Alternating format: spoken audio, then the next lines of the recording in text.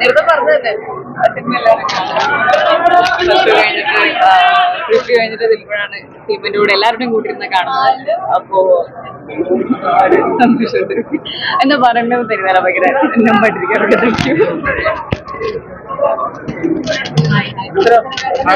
ഓ പിന്നെ thank you so much. Thank you. നല്ല experience ആയിരുന്നു, അടിപൊളിയായിരുന്നു. Thank you.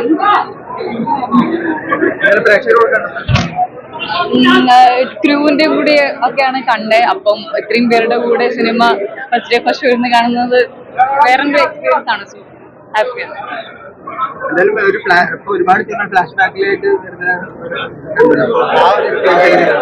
നല്ല എക്സ്പീരിയൻസ് ആണ്, നല്ല എനിക്ക് ഇഷ്ടമാണ് പേഴ്സണലി.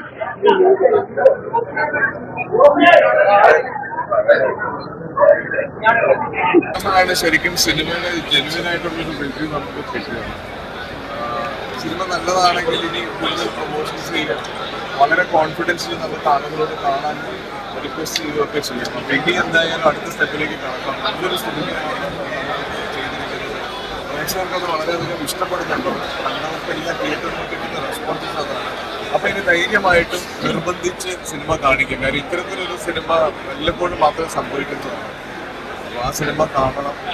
എനിക്കൊന്ന് ഒരുപാട് പേർക്ക് വളരെ നൊസ്റ്റാൾജിക്കായിട്ട് കണക്ട് ആവാൻ സാധ്യതയുണ്ട്. ഒരുപാട് സിനിമാ പ്രേമികൾക്കും സിനിമ ആരാധകർക്കും സിനിമയിൽ അഭിനയിക്കണം ആഗ്രഹിക്കുന്നവർക്കും ഒക്കെ ഒരു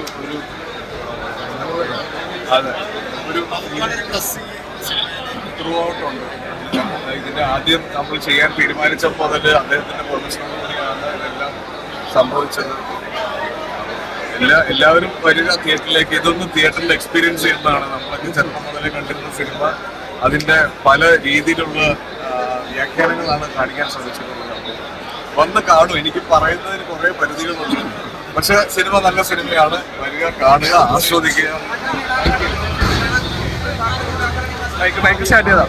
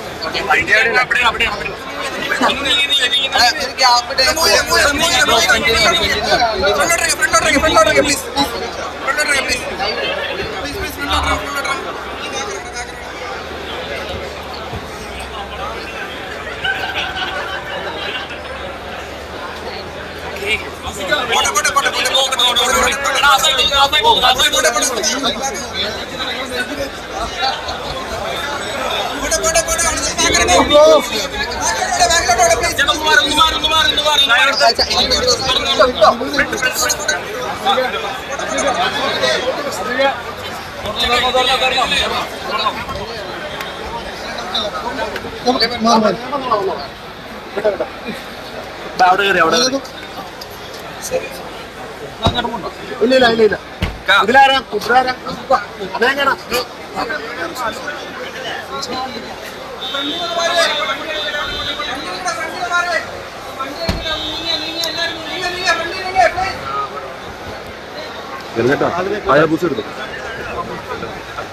ഓക്കെ ടാറ്റാ ബൈ ബൈ.